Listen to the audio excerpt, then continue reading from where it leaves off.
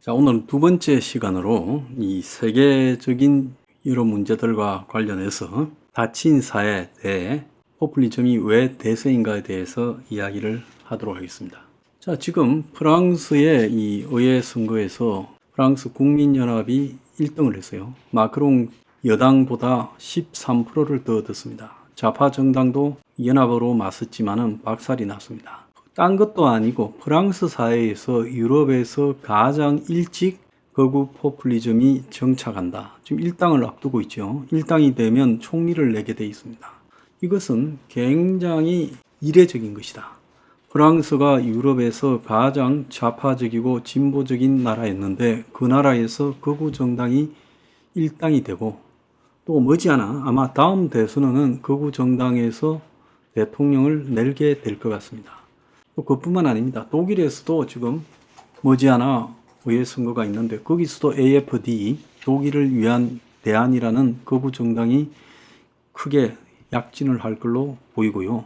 영국도 지금 곧 선거가 있죠. 그런데 거기서도 영국이 다른 나라보다 극우의 분위기가 약했지만은 지난번에 영국의 브렉시트를 이끌었던 영국 독립당 나이젤 페라지라는 사람이 이끄는 그 영국 독립당이 지금 영국 개혁당으로 이름을 바꾸어서 이번 총선에서 무난히 3당으로 영국 내부에 상당한 의석을 확보할 거라고 예측이 되고 있습니다. 그래서 이런 추세라면 전 세계가 그야말로 미국과 유럽 같은 선진국에는 다 극우가 되지 않겠나 이렇게 생각하고 있어요. 10년 안에 전 세계가 대부분 극우가 된다. 왜 이런 포퓰리스트들이 선진국에서 득세를 하고 있는가? 자, 그 이야기를 좀 해보겠습니다. 한국도 나름 선진국이라고 하는 마당에 한국은 그러면 왜 그런 극우의 열풍이 불지 않는가? 이걸 우리가 잘 이해해야 됩니다. 그런데 흔히 극우라는 부분이 굉장히 틀린 용어다는 거예요. 그래서 극우 정당이 아니라 파퓰리즘 정당이라고 해야 되는데 그런데 우성향의 파퓰리즘 정당, 좌성향의 파퓰리즘 정당이 그간에는 확연히 구별되었기 때문에 극우, 극자 이렇게 표현을 했는데 이제 이 우와 극우, 극자의 비슷한 점이 너무 많이 있어요. 유럽 같은 경우에 극우, 극자도 다 반이민, 반난민 또 더 나아가서 EU 축소를 주장하고 또 사회복지와 공공서비스의 강화를 주장합니다. 그런 측면에서 보면 극우와 극자의 구분이 상당히 난민, 이민 등에 대한 문제, EU 등에 대한 문제 일부를 빼고는 거의 일치한다고 저는 볼 수 있어요. 자, 그런 관점에서 볼 때 우리가 극우, 극자라는 단어적 용어가 아니라 이 파퓰리즘인데 우성향 파퓰리즘, 좌성향 파퓰리즘이라고 이렇게 말을 하는 것이 나을 거라고 봅니다. 그래서 저는 앞으로 우성향 파퓰리즘이라고 극우를 표현하도록 하겠습니다. 그래서 왜 우성향 파퓰리즘이 미국과 유럽을 휩쓸고 있는가라고 볼 때 우리가 생각해 봐야 될 게 있어요. 제가 한 12, 13년 전에 앞으로 유럽은, 미국은 10년쯤 지나면 극우 파퓰리즘, 우성향 파퓰리즘이 다 득세를 하게 될 거라고 내다봤습니다. 공개 회의에서 그런 발표를 여러 번 했어요. 왜 그러면 그렇게 내다봤느냐? 세상이 닫혀 있다는 겁니다. 출구가 닫혀 있다.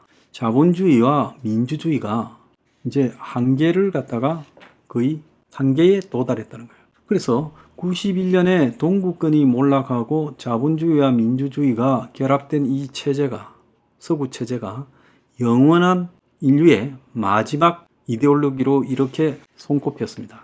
그래서 역사의 종언이라는 그런 말까지도 나왔지요.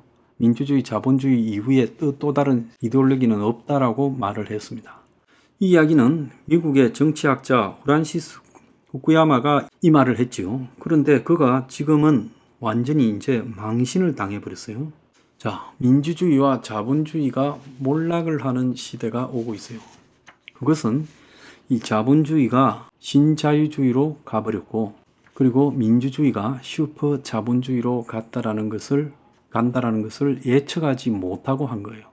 그래서 세계가 1990년대 동구권 몰락 이후부터 국경 없이 노동, 자본, 상품이 마음껏 이동한다. 그래서 WTO 체제가 출발을 했죠. 그래서 브레튼 우드 체제가 중심이 된 2차 대전 이후에 서구의 교역 체제를 결국 WTO라는 기구를 출범시키면서 세계가 국경 없이 노동, 자본, 상품이 이동하는 걸로 이렇게 갔습니다. 거기 결정에는 이 기득 상류층 자본가와 정치인들의 결합에 의해서 그런 체제를 선택을 했죠. 자기들한테는 이익이 되니까. 세계를 상대로 장사를 해먹고 싶은 거예요. 자기 나라 수준이 아니라.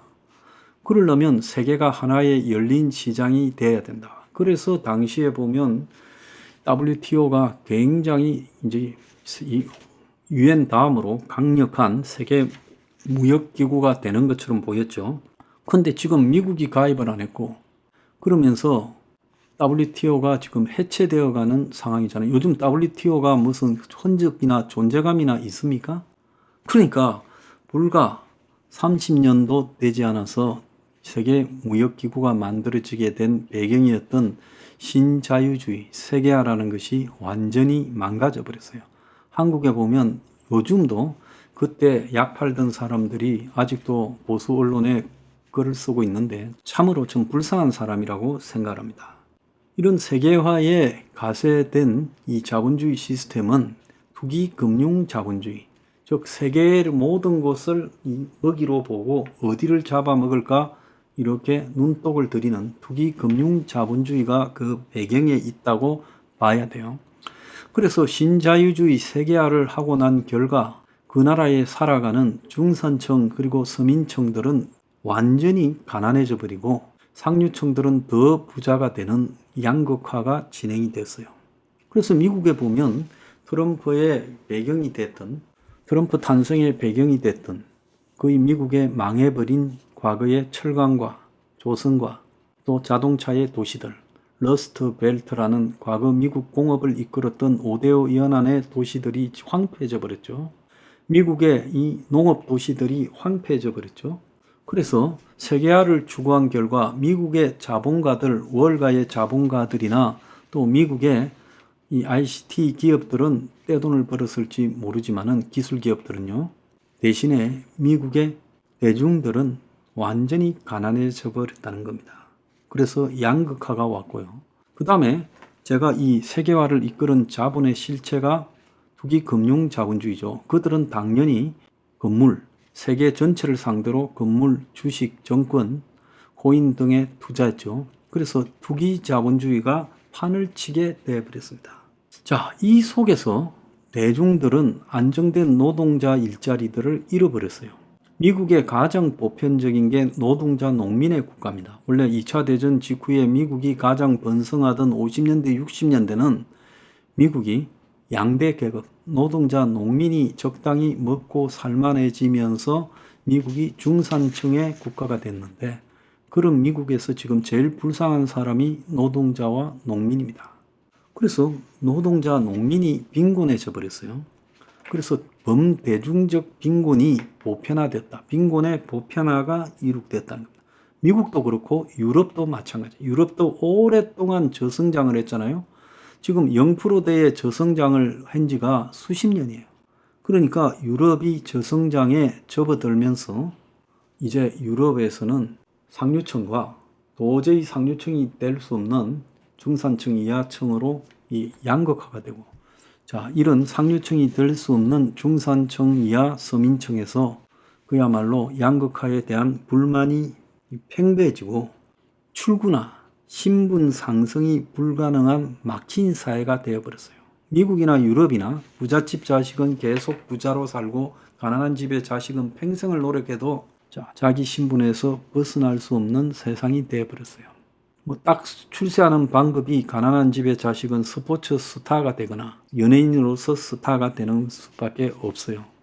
그러니까 한 사회가 출구가 막히고 신분 상승이 불가능한 피라미드 구조 하에 극단적인 양극화가 되어버리면 이제 사람들은 어떻게 생각하겠습니까? 소수 상층 기득권 엘리트층에 대한 엄청난 혐오를 가지고 있겠죠. 영국이 브렉시트를 찬성할 거라고 국민들이, 영국 정치인들이 꿈에도 생각하지 못한 것은 영국의 정치인들이 보수당에 있던 노동당에 있던 전부 상층 기득권 엘리트들이라는 거예요. 그래서 바닥에서 무슨 일이 일어나고 있는지 몰랐던 거예요. 그들은 맨날 지역구 장관 갔다 와가지고 런던에서 삽니다. 런던에 보면 세계의 자본들이 다 밀려오고, 그래서 영국이 제조업을 포기하고 최근에 한 30년간 그야말로 부동산, 금융의 국가로 탈바꿈했죠. 그래서 영국의 시티라고 부르는 지역이 보면 금융 중심가가 됐고, 그래서 영국은 그런 금융과 부동산과 각종 문화, 컬처 상품을 팔면서 그렇게 가는 영국이 세계화 속에 앞장선 국가인 것처럼 착각을 했죠. 그러다 보니까 세계의 자본이 쏠려들고 런던의 부동산 가격이 세계에서 가장 비싸지고, 그러면서 런던 주변에 사는 사람들이 가난해지고, 그리고 지역의 지방 도시들이 황폐해졌죠. 영국이 EU에 들어가서 파운드화를 유지하기는 했습니다마는 그 시장을 공유했죠. 그러니까 온 사람들이 전부 영국으로 밀려온 겁니다. 유럽 각지와 또 세계 각국의 이민 난민들이요. 프랑스 보면 도브 해협 입구에 영국으로 가는 길목에 난민들이 최종적으로 다 몰려들었잖아요. 유럽의 난민들, 이민들이요. 영국 가면 그만큼 편하다고 생각했던 겁니다. 그래서 영국에는 외부에서 몰려온 이민 난민들이 또 EU 못 사는 나라에서 온 사람들이 영국의 하청 일자리를 다 차지해 버렸어요.